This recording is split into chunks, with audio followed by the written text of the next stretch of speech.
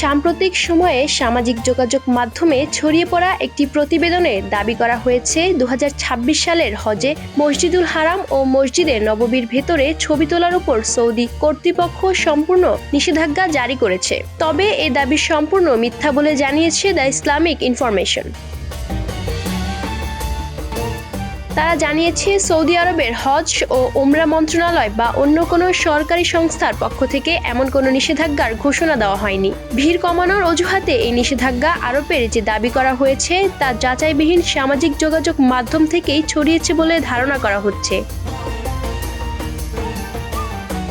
Mobile phone সহ সব ধরনের ছবি ও ভিডিও ধারণ হজ মৌসুম জুড়ে নিষিদ্ধ থাকবে বলে ওই পোস্টগুলোতে ভুলভাবে উল্লেখ করা হয়েছিল।